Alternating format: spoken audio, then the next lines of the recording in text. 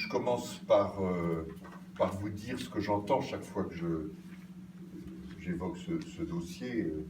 Qu'est-ce qu'il a encore à venir nous dire qu'il va falloir dépenser de l'argent? On crève sous les dépenses obligatoires qu'on fait, et à peine a-t-on terminé les ascenseurs que déjà on parle d'autre chose. Et ce discours se complète souvent par, et puis ce sont des rêveurs, tous ceux qui pensent qu'on arrivera collectivement à décider la rénovation énergétique d'un immeuble collectif, là où on peine à prendre des mesures beaucoup plus modestes dans nos assemblées de copropriétaires. Vous savez qu'on observe depuis des années, et avec une accélération assez constante, un dérèglement climatique. Il y a des gens qui parlent de réchauffement, d'autres qui parlent de dérèglement. C'est plus de ça qu'il s'agit, même si la tendance au réchauffement est, sur la durée, tout à fait affirmée.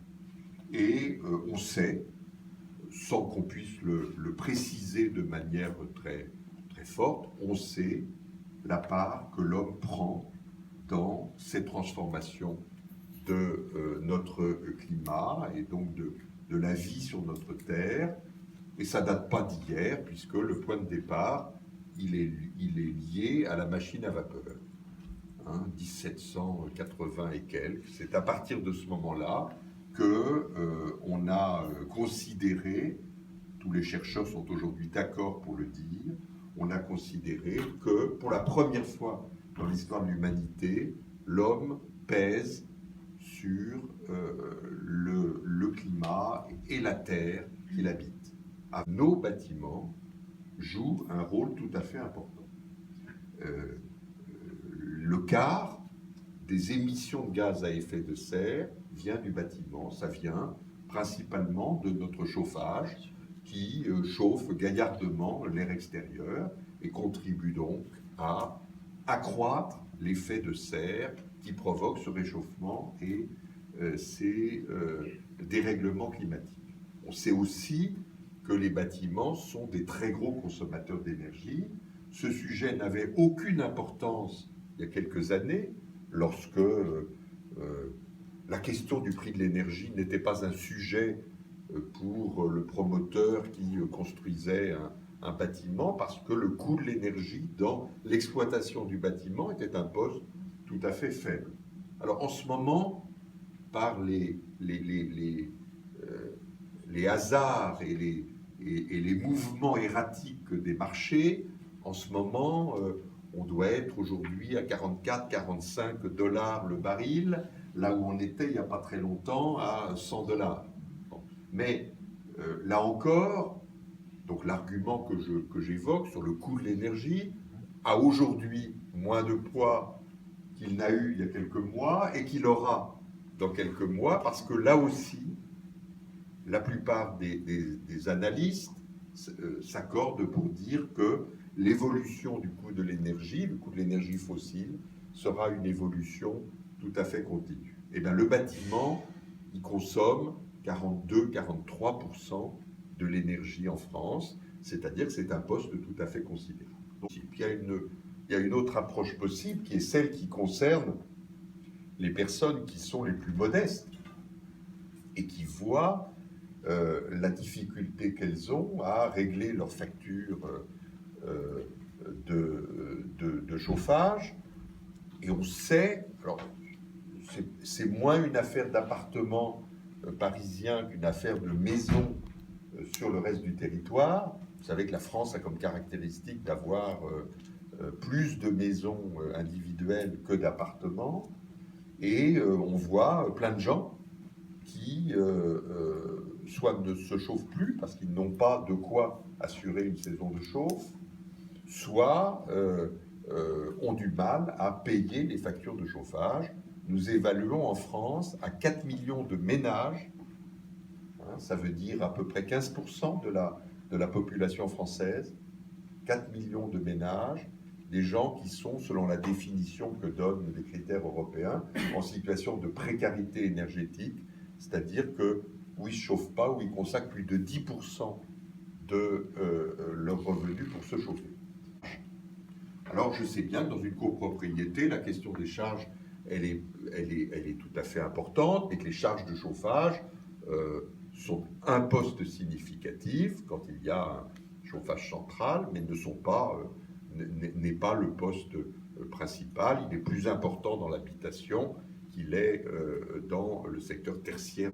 Voilà une deuxième approche qui est celle par le niveau des charges. Puis il y en a une troisième, qui celle-là, elle arrive à tout petit pas dans les grandes villes, mais elle commence à se déployer sur le territoire, dans les maisons individuelles.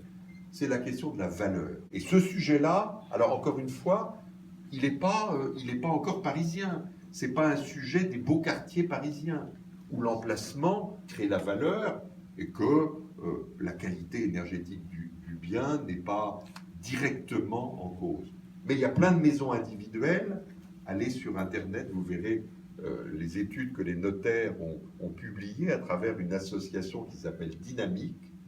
Ils ont fait des études sur la corrélation entre la valeur des biens et le classement au diagnostic de performance énergétique de ces biens.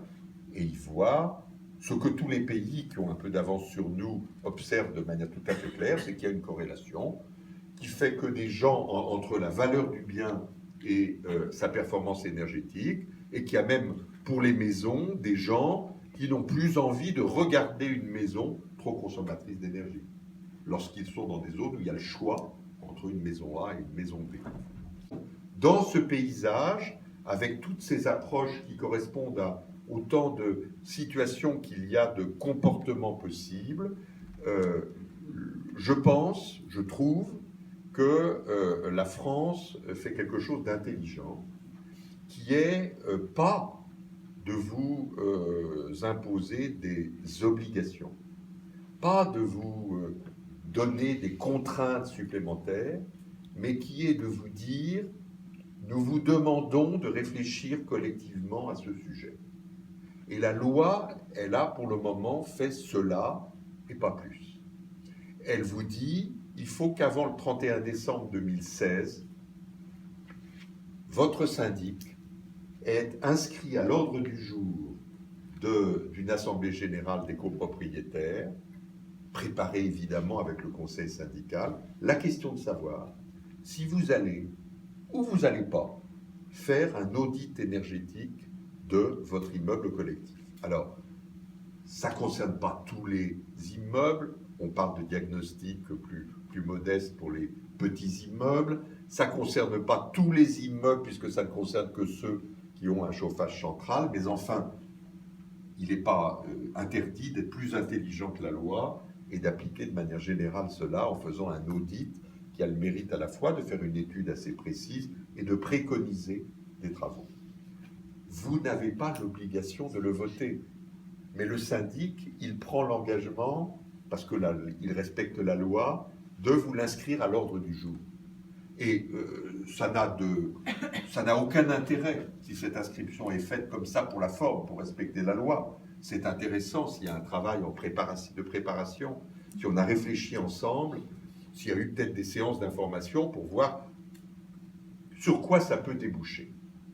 Donc ça, c'est la première obligation. Si vous décidez de faire l'audit énergétique, le syndic, il a une deuxième obligation l'année d'après la livraison de l'audit. C'est vous reparler en inscrivant à l'ordre du jour de l'Assemblée générale, non plus l'audit parce qu'il est fait, mais à partir des conclusions de l'audit, est-ce qu'on engage un plan de travaux ou est-ce qu'on engage une autre formule que je trouve tout à fait intelligente, c'est-à-dire la négociation et la conclusion de ce qu'on appelle un contrat de performance énergétique, où on s'engage avec une société qui va s'engager pour vous livrer une performance, les moyens pour y arriver, et pouvant être des travaux, pouvant être des actions diverses. Je reviendrai dessus si vous le souhaitez tout à l'heure. Donc le syndic, là aussi, vous n'avez pas l'obligation de vous engager, mais le syndic, il doit poursuivre le processus jusqu'à ce point-là. Et puis, on a essayé de rendre plus simple la prise de décision, et vous verrez, là encore, ce n'est pas le lieu ici de le décrire, Philippe Loiselet connaît ça parfaitement bien, vous verrez un mouvement général que la loi a traduit, qui est d'essayer d'aller le plus possible vers la majorité simple, c'est-à-dire de faciliter la prise de décision. Et puis, il y a une population qui est celle des copropriétaires bailleurs, qui souvent, et je les comprends, n'est pas la population la plus encline à voter les travaux, parce qu'ils n'en voient pas trop le bénéfice. Alors, à eux, on leur dit quelque chose. Et on leur dit quelque chose, là aussi, d'intelligent, parce que ça s'inscrit dans la durée. On leur dit, attention, il y a un moment, et ça va venir dans quelques années, progressivement, où un logement de catégorie G au DPE ne pourra plus être mis en location. Puis après, quelques années après, ce sera la lettre en dessous, F. Voilà. On est en train de dire, le métier de bailleur, c'est un beau métier, il ne faut pas le gâcher en louant des épaves thermiques. Alors, là aussi, ça concerne plus des maisons que des appartements, parce qu'il est assez rare d'arriver à ce niveau-là de classement, mais enfin, c'est un signal qui fait que les copropriétaires bailleurs vont peut-être avoir l'intelligence de ne pas bloquer la machine. Et puis, il y a en ce moment, et il y aura, tant qu'il n'y aura pas d'obligation d'agir, qui pour le moment ne sont pas là, il y a des aides. Alors, on les trouve insatisfaisantes, mais peut-être, il y a évidemment la question du crédit d'impôt que vous connaissez, mais qui suppose d'avoir la trésorerie pour engager les dépenses, puisque le crédit d'impôt, par définition, c'est quelque chose qu'on récupère l'année N plus 1 après qu'on ait engagé la dépense l'année N.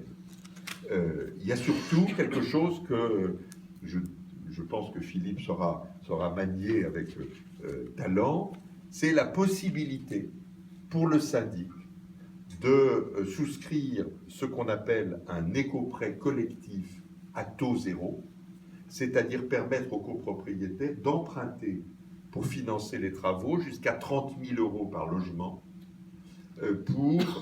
qui en somme, sous la conduite du syndic, va permettre à ceux qui le souhaitent, à l'intérieur de la copropriété, de se financer et de rembourser sur une durée qui va jusqu'à 15 années. Voilà. Bon. Et puis, élément supplémentaire, et là, il y a des gens qui sont un peu crispés quand on parle de ça, vous allez prendre de vraies décisions. Ça veut dire que si vous décidez ensemble de faire des travaux, ces travaux vont s'imposer aux copropriétaires qui ne les a pas votés, et même si ces travaux impliquent une action dans ces parties privatives, dès lors que les travaux sont d'intérêt collectif. L'idée est très simple. Si on dit de rénover la copropriété, mais qu'on ne peut pas toucher aux fenêtres, parce que les fenêtres sont une partie privative, ça ne sert à rien. Ça ne sert à rien. Bon. Et donc on dit, le changement des fenêtres, si c'est dans le lot privatif du copropriétaire, présente un intérêt collectif, et donc il est soumis au vote de l'Assemblée, et l'Assemblée, si elle décide qu'on va changer les fenêtres, eh bien on les change partout, parce que sinon ça ne marche pas. Le bon tandem, c'est un syndic et un conseil syndical qui, ensemble, ont pris de l'intérêt au sujet, sont allés s'informer, sont allés se former.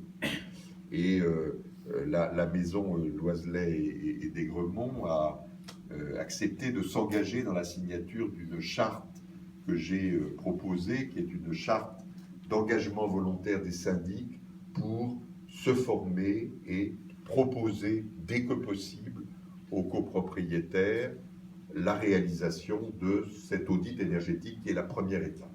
Voilà.